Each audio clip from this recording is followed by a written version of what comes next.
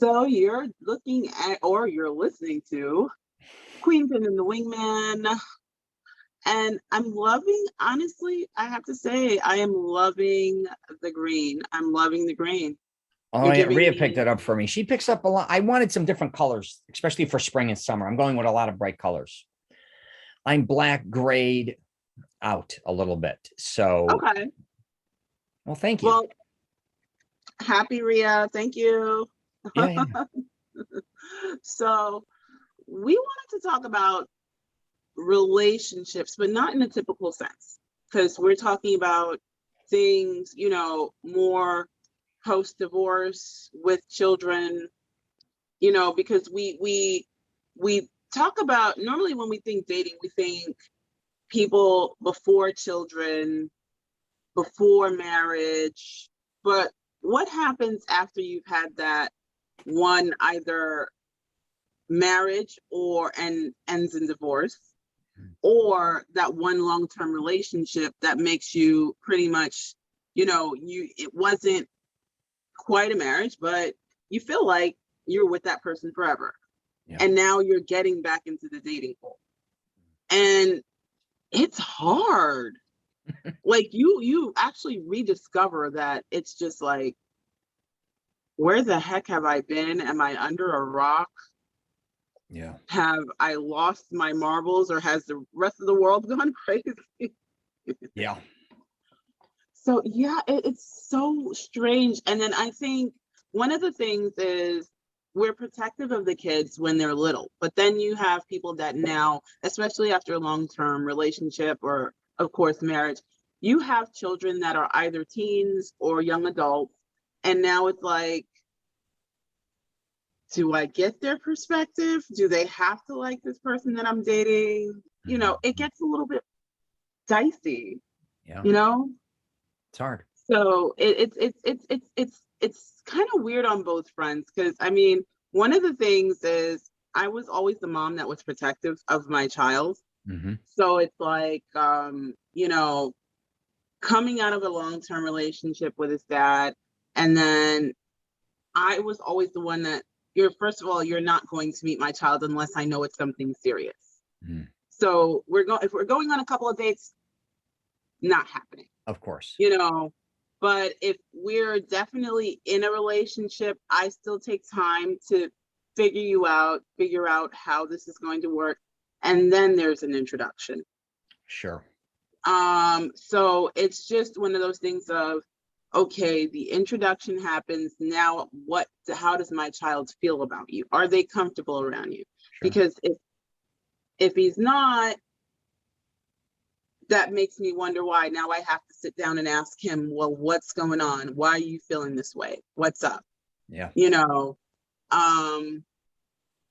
But now that he's older, it's like, and he can kind of voice what he's doing.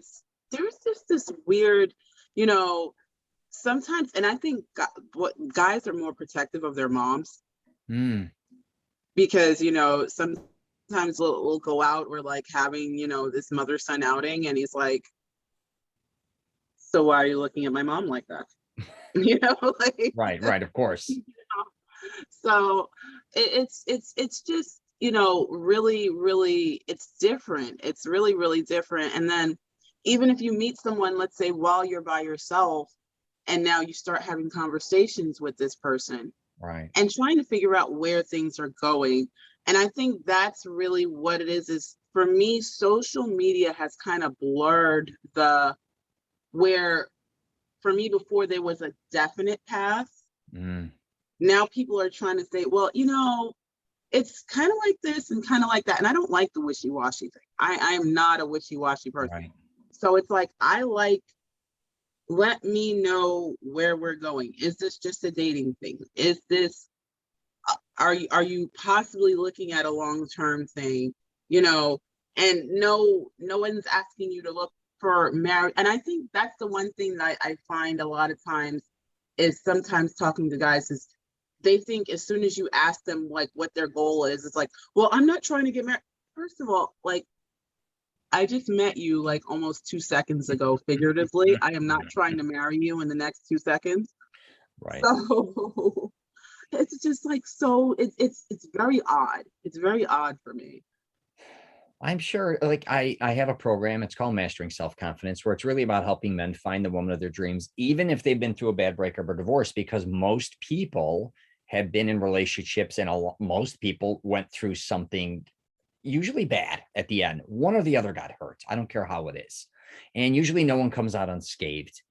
But what I kind of learned at a young age, because my parents got divorced at a young age, was learning how to maneuver your life around like step parents, right? And back in the 70s, there weren't many divorced parents, especially in Italian households. But I was able to be around my stepmother's family, who treated me unbelievably, and my stepfather's family, who treated me unbelievably. And I actually liked my parents getting divorced because I was also able to kind of individually be with them separately. So then my father even moved to Florida. So I got to spend time with just my pops, me and him. And then I got to be just me and my mom. It wasn't like if there was three of us, they were kind of always together. And it was kind of like, you know, and if it was just kind of share, whatever, however you want to look at it, I kind of got all the attention. Let's call it for what it was. And then when I went on to get a divorce myself, I had an incredible divorce. I probably had one of the best divorces because me and my ex-wife were like best friends. And then we ended up like almost brother sister as time went on, where I think a lot of people in relationships, when it starts to go bad, they start to verbally abuse each other. They could even physically abuse each other. We would never allow that in front of our children. We also would never let anyone else disrespect us or each other. And I mean, it just was not acceptable, because I definitely am not going to have my daughters having me talk shit about my ex, or me allowing anybody to do that. And then as I ended up in another relationship with Rhea, she had a divorce, and she's not from a divorce. So I was able to really relate with her two kids, because I came from a divorce household, I guess you could say. And I said, some of the things they're going through, you don't understand it because your parents are still together. And when your parents do split, the dynamic is never the same, because again, you're balancing not only, you know, them two, but now they each have somebody else that they're involved with too. So now there's four people involved. Now throw in if they have kids, right? I'm just saying. So now there's that dimension. So divorce on every level is very confusing and very hard, I think. But on the same end, it's a lot of times how you handle it. And if you handle it with hatred and resentment, and I get a lot of people got cheated on, a lot of people got lied to, a lot of people got, maybe that person did a lot of things to hurt them or whatever. But there's a fine line. You love this person. A lot of times it's interesting how now you can hate this person. Now I've been seeing my friends even go through divorces the last decade after mine. And some I can tell they really have a lot of respect for each other, and others do not. And it's horrible to see where, you know, I even went to the courtroom with my ex-wife to get a divorce, and we were hugging each other and getting ready to go to lunch. And I saw couples that had to have a lawyer talk for them. I'm like, how off the rails did this go, where you can't even talk to this person anymore? I got to pay this guy to talk for me. So, no, this is a very interesting subject, and I'm happy you got into it, because I know someone like yourself, let's face it, times are moving so quickly. It's not like it was dating before. Right, And right. you know, and the way you date, or the way you think you want to date, may be entirely different than the way kind of society is dating now.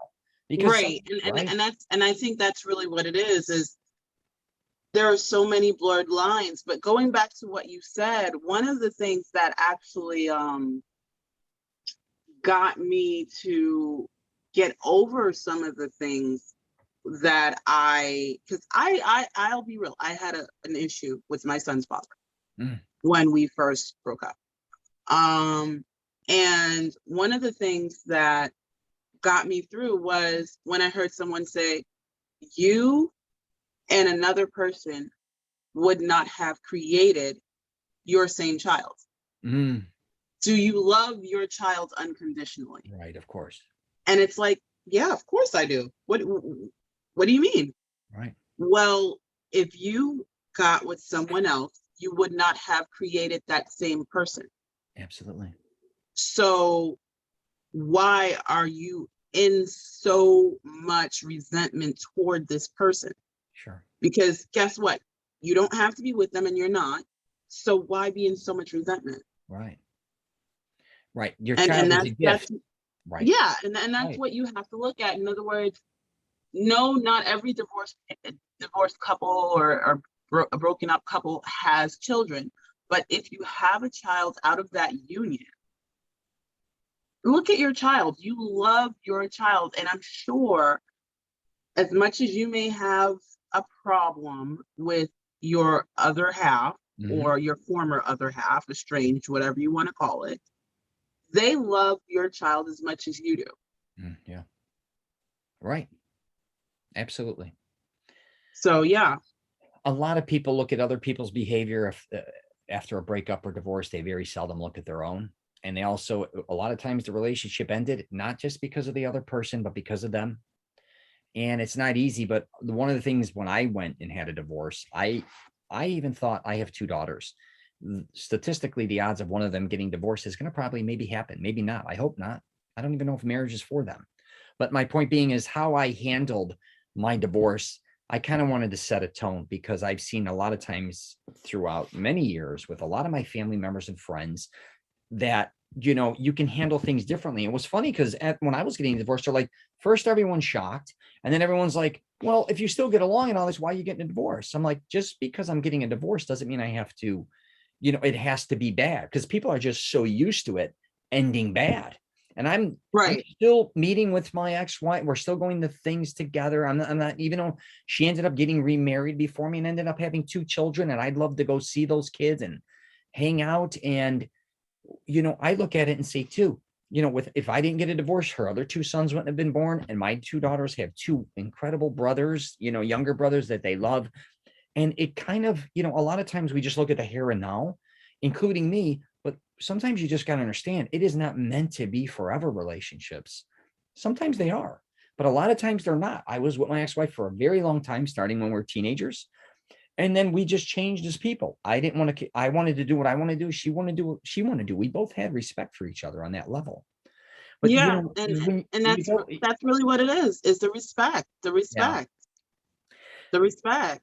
To say I'm going to be in anything for the rest of my life is really a hard pitch. To say I'm going to be with one person that I can't control, that's going to evolve and going to change. Every aspect of them is going to change. They're going to look different. They're going to act different. Their career is going to change.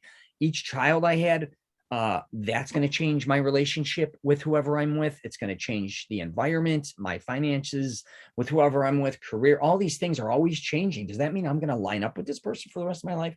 It's really a hard sell.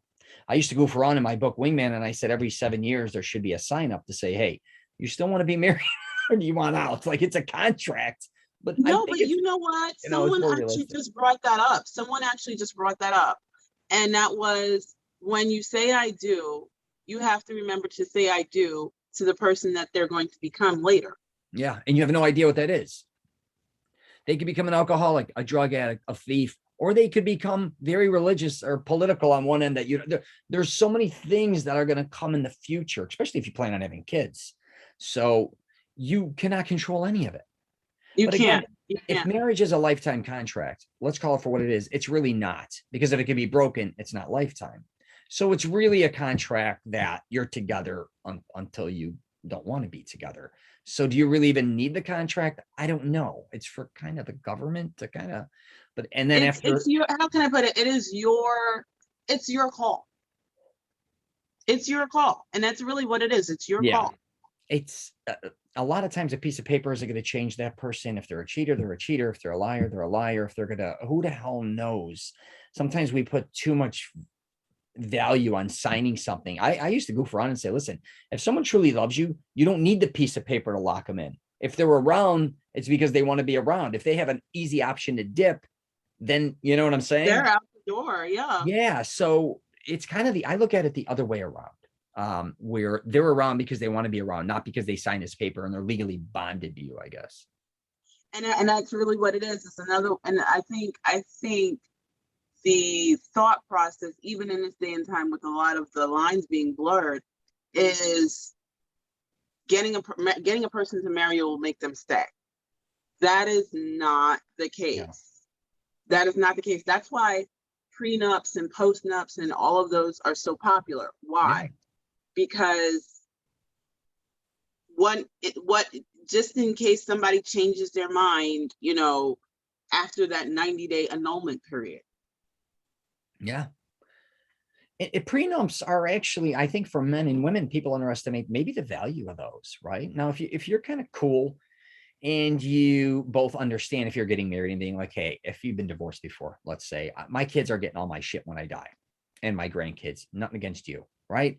And they understand they're giving all their stuff to their kids. And it's not like I'm going to take your stuff. So if one passes away, I'm not going to be taking the home away from you if you wanted to give it to your kids. But I do think with, what was I going to say with, how was I going to word this with, I may have to come back to it. Sometimes I have these blurs. When with relationships, the prenup, a lot of times, say me and you are in a relationship, right? And I make 100 grand a year and she makes 50. And a lot of times you think that's going to be going on forever. So, but that woman may end up becoming a millionaire and you may only end up making 50 or become an alcoholic or have an issue. So I think a lot of times when people look at things at the here and now, and I just did a podcast on this, it's not always the here and now. And a lot of people underestimate where they're going to be in 10, 15, 20 years. You can become really like a famous podcaster, say, right? I'm just saying you're with somebody who makes more money than you, but in 10 years, you become a multimillionaire. A lot of people, it's so if you someone prenupped you, you'd be like, I'm offended. Why would you I don't want your money. Or you start all these arguments. The truth is it's kind of to protect each one of you in this day and age. Right. I think a lot. Right. And your kids. So if you have kids, you want a prenup to say, I want to make sure that my possessions go to my child, not where I get married again and we tie everything together. I pass away or we get another divorce. Now I'm fighting over all your possessions, or now I got to pay you alimony, or there's all these different things where if you prenup, if you love each other, money shouldn't be an issue. And like I said at the beginning, just because one person's in a more powerful position, they may have a better home, a better car, make more money than you. Don't think it's always going to go that way, especially with health and wellness. A lot of times, as you know, the person that you think is healthier than the other ends up being unhealthier in the future. So there's, you got to think about all these things. It's just reality. Right. And that's really what it is. That's really what it is. But one of the crazy things is, I think we don't think, because we tend to want to protect the children. Of course. But we don't always think of, and this is always my big thing, but we don't think of a lot of times their emotional well-being. Sure. And that's why I love what you said about when you and your ex-wife divorced. In other words, it was amicable. It was nice. You can still hang out with her. You can still, she's your friend. Of course. And a lot of times there is scarring left because now the child feels like I have to pick mommy or I have to pick daddy, or there is some sort of, I've had, for those of you that don't know, I get a lot of phone calls. I get a lot of phone calls for people asking for advice. And one thing that has been an infamous thing, especially among my male friends, is she's keeping the child away from me. Mm-hmm. And it's like, as soon as, and women, I have to say this is a horrible thing.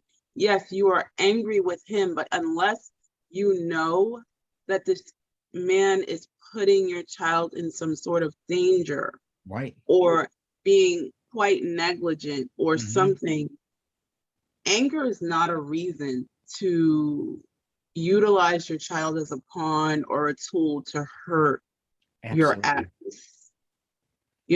Someone just put something up on Facebook the other day, which I shared, which is child support is for non-supportive fathers, not for failed relationships.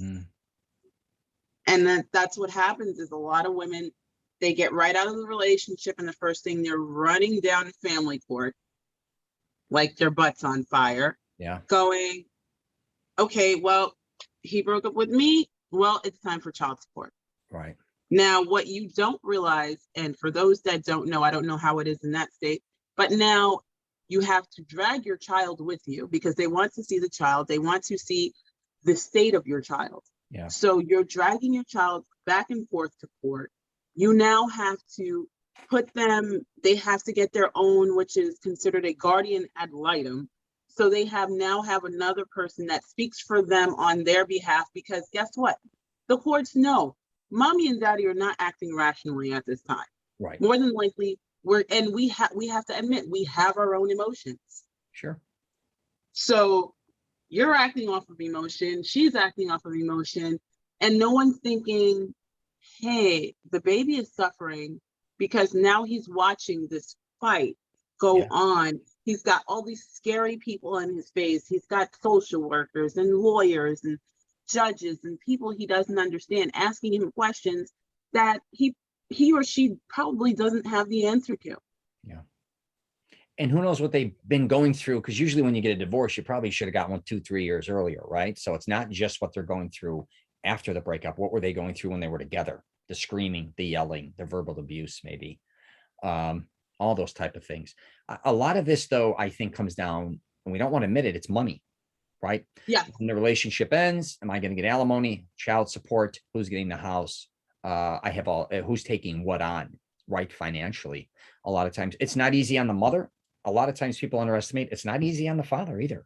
So it's not easy. It's not easy any way around. I don't care how you look at it in life. And it's a long road. But again, if you handle things correctly, and before things too, again, the divorce, a lot of times, is kind of coming. And at least when I was with my ex-wife, we had discussions on how to handle this. It wasn't shocking, even though it is kind of shocking, no matter how you look at it, getting a divorce when people aren't expecting it. But it was something that we talked about even at the beginning of us getting married, because she, like myself, her parents got divorced around the same age. So we kind of both grew up in divorced households. So we're like, hey, if we ever get a divorce, you just not do this, and I won't do this, and let's kind of handle it this way and that way, even if this happens. And it was really kind of, and a lot of people are like, why would you even talk like that? How can you? Because it's supposed to be forever. You got to have some realistic approach at this. Because and I think that's the thing, is we're buying into, my favorite word, the Disneyfication of it all.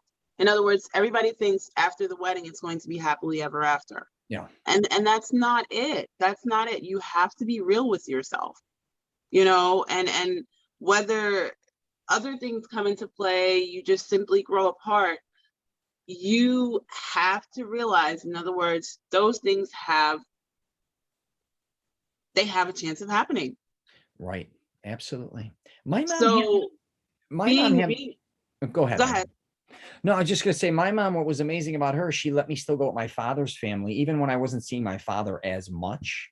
So my father was busy, he was traveling, then he moved to Florida for a little bit, and then he owned a nightclub, and I would see him. But what was really wonderful is my mom still was very close with her sister-in-laws and brother-in-laws, and still even hung with them or went to family doings if she was invited, as long as it was, my father was cool with it or whatever. But I also got to go on trips and go to South Florida with my family members and see all of them and go to their cottage. So my point being is, I learned that from my mother, being open-minded to also give my children the freedom to not only be with my ex-wife, but also my ex-brother-in-law and sister-in-law, because there's also those issues kind of get intertwined at a lot of times. Like, you can go with your mother, but I don't want you near them now, or those people, all these type of things, where if they're wonderful, a lot of people want to be around your child after a divorce and loved your child. And instead of starting a war, not only with who your ex is, but you start a war with the entire family, which doesn't deserve it. Or even I think, and that's the thing, is because think about it, we get close with those aunts, uncles, and everything, Sure. And how you now tell your child, well, you can't go see your favorite aunt, you can't go see your favorite uncle, or now they're trying to figure out why, auntie so and so is the enemy. Right. Yeah. No. Yeah. Yeah. It's not easy. It is what it is, though. Divorce, everyone's divorce is different, right? Everyone's relationship is different. The way every child handles it's different. So it's a learning. Every day is a learning.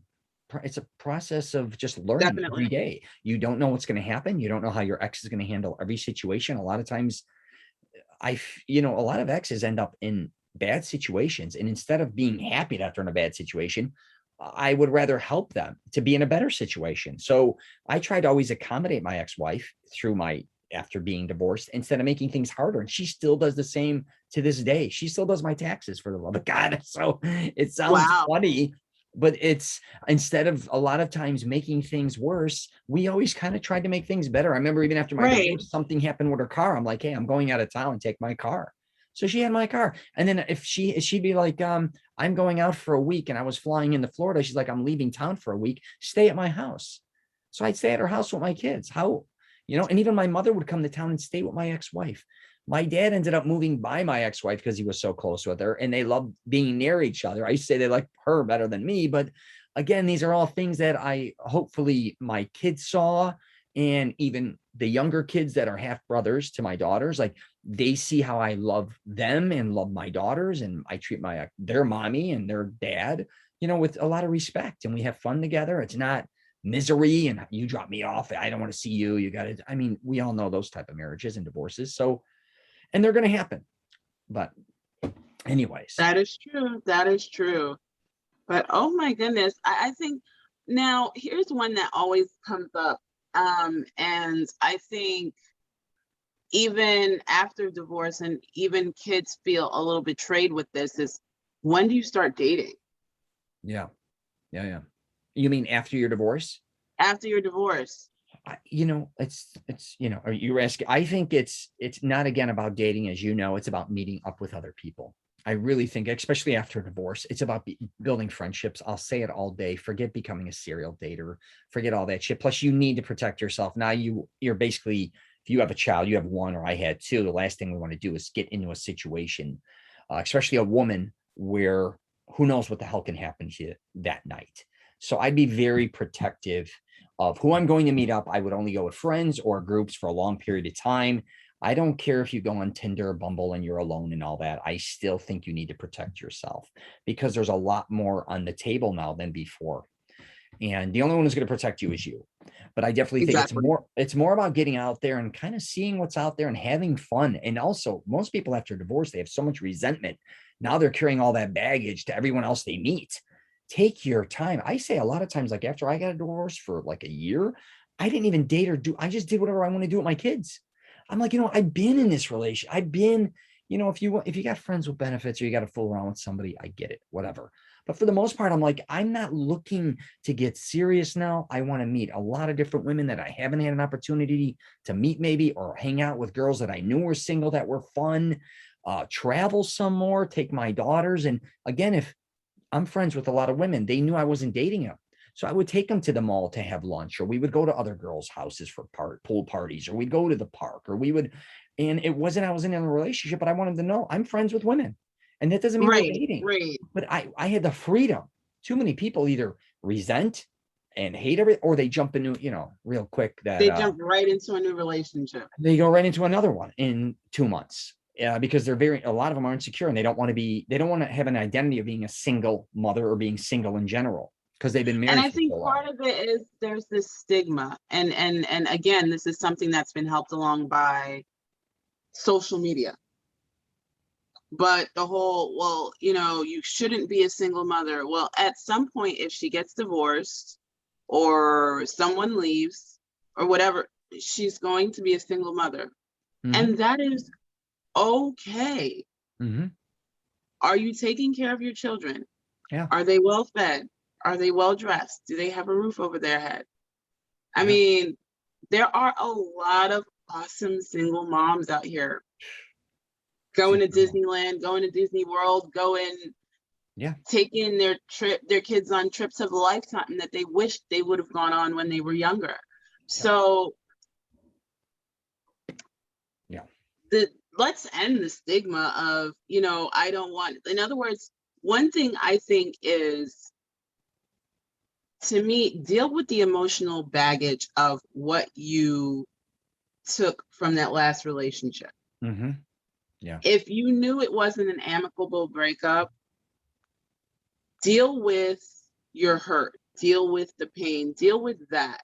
It's before grieving. You jump into something. It's like grieving. And in other words, grieve it, because it's a death of a relationship. Yeah. Yeah. And that's the one thing, is because I remember my mother, when her and my father got divorced, and her thing was, she says, it feels like a funeral and you're the only one attending.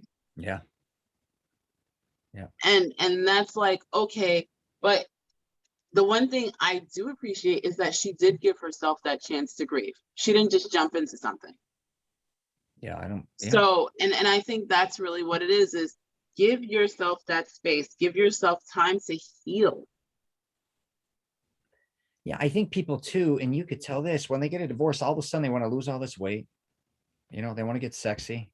They start dressing differently. Their identity on social media and all these things change. I talk about it all the time. You know, is that you or is that not you? Are you just doing this to find another man? Or if a dude's doing it, a lot of men too, all of a sudden, middle age, they get divorced. All of a sudden, their whole, you know, they're buying car, they're living this unbelievable lifestyle. And I think, why weren't you doing that with your wife? Right? Same with the wife.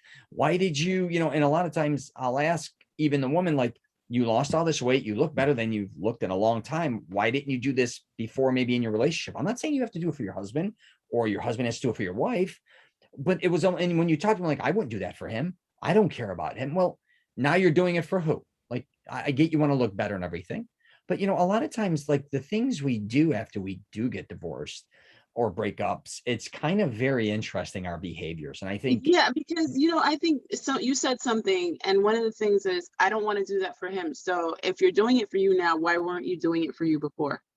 that's my point. Exactly. So were you not taking care of yourself because you did, you resented him for not taking care of himself, or you were insecure? If you thought if you took care of yourself, you would think he thought you were cheating. I don't know what any of this is, but it's very interesting how a breakup or a divorce can change someone's identity. So from a social status, especially a lot of mothers, I should say, more than I see men after a divorce, a lot of times kind of, I think, not always, kind of either go out and want to be a womanizer a little bit, but middle-aged dudes are kind of lazy. They're kind of lost. They start just kind of hanging out with their buddies or go to a local pub, bar. It's not like most of them run to the gym and all of a sudden start grooming themselves. But I do see women, a big change in their behavior, a big change in the way they look. And I always kind of find, is that legit or is that an act? What's kind of It's going on with actually that? legit. And one of the, okay, here's one of the things, and I tell guys all this all the time, especially in this age of social media. If you are friends with your significant other on social media, and all of a sudden you start seeing all of these sexy selfies, and she's not talking to you as much, you need to find out what's going on, because more than likely, emotionally, she's checked out. Yeah. Yeah. She's She's looking for checked out. attention somewhere She's else. looking for attention somewhere. Yeah. And I think that is the crazy part, is she is looking for attention somewhere, so she's going to go for it wherever she can get it. Yeah. And so I get it. you're not paying attention. You're saying, "Oh my gosh, she looks amazing." And now here comes another argument. Well, I saw your social media post. Why don't you look like that for me? Hmm. Because she's checked out. Right. So yeah. Yeah, I get it. I get it 100%. It is interesting, and believe me, I want everyone to look and feel their best. It's not that, but if, what reason, again, are you doing it for yourself? Are you doing it to get more attention, which is cool too? Do you want, maybe you want to, maybe you never had the opportunity to look better because maybe you were in a relationship where someone told you you can't look like that and you allowed it. It's very interesting behavior after a divorce. Even, Right. you know, it's just across the board, the resentment, the anger, the people's identities changing. It's quite interesting how that is. And you don't realize a lot of people are seeing that from the outside looking in, which it's just the way it is, including your children. Like all of a sudden you went from Yes. a nice mom, now all of a sudden you're a sexy mom. That can Yeah. happen. I'm just saying your identity again could be kind of bipolar a little bit, where sometimes Right. I think Right. go too far. Same with the guy, all of a sudden. Maybe I kind of went that too far because I was in the film and I moved to California and I was coming to Florida. And before you know it, you're with a lot of beautiful women and things. And maybe my ex didn't think I would go that route, but she knew kind of my lifestyle before that. So I don't think she was as shocked. But at the same time, I was kind of looked at as a Mr. Mom, and now I'm not Mr. Mom. So I got my identity changed as well, but I didn't do it necessarily for attention to that level. It was just, that was who I truly was.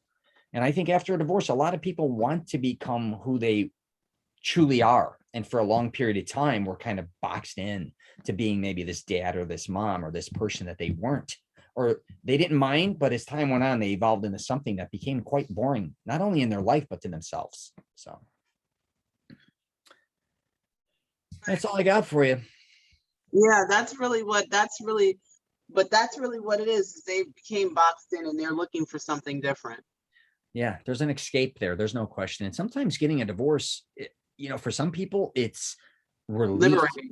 a relief. You know what I mean? So not necessarily always financially. Let's face it. A lot of times when you get a divorce, again, alimony, child support, or even the mother, the stress, the work, because a lot of times you did have double income and you can kind of bounce off each other. But if you even have split custody or one gets a lot more time with the child than the other, your whole life is upside down. Like you kind of underestimate how much the other person did for you. I think a lot of times when you were in that Right. relationship, and That is true. we take a lot for granted on both ends. On both ends, like, wow, I forgot On he both used to do ends, all this for exactly. me. I forgot now I see how much time and effort it takes to take care of, a child. And what do I do with my two daughters? I'm a dude, like I'm a guy now, and they're turning into teenagers. Okay, I go to a restaurant. I don't have their mother to bounce off of and say, hey, go do that with their mom, or you take one, I take one. So it's not easy. Yeah. Let's put it this way. I say this to every dad that's got a little girl. Try going, or even a mom that has a little boy, when they're old enough to go to their gender bathroom and they want to go in, remember how fun that is. Yeah, that's fun.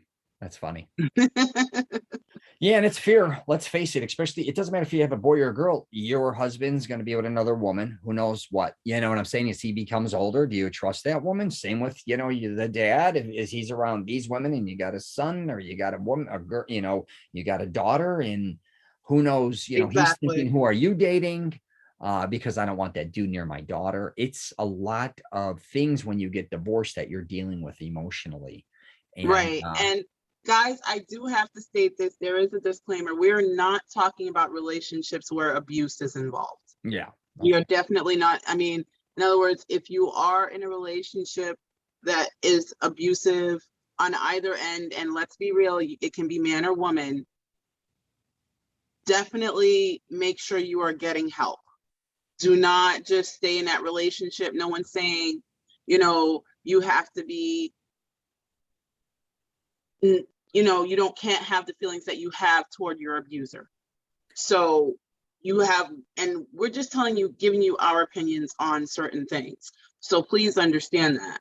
But in other words, we are talking about relationships where there wasn't any abuse involved. Right. And it's funny you say that. Listen, there's a lot of guys out there that do get abused physically, and it's embarrassing Yes. for them to even talk about it or call the police or any of those things. It's not easy. I think a lot of times when we think of abuse in a relationship, it's always the woman. But I know one guy that had to divorce his wife because she was always physically abusing him. And then she was always waiting for a reaction so she could call the cops. Actually, a couple of my friends, even one out of the country, and she was always setting him up. But there's a lot of, women that abuse men, and obviously a lot of men that abuse women. But it's tough. It's brutal. It's brutal on every end. But a lot of times, again, with men, they get embarrassed. But you may have to get a hold of that situation. You can't let somebody abuse you, in my opinion, physically, especially in Right, front of your right, children, because it usually just escalates and it gets worse. So right. And that's the other thing. And especially if there are children involved, you definitely, again, want to make sure that the tone is right for your children, because at this point, maybe that person should be kept away from your children. Again, we right, are not talking about situations where abuse is involved. right. Yep, that's it. So that's it for Queen Pin and the Wingman, 100% authentic.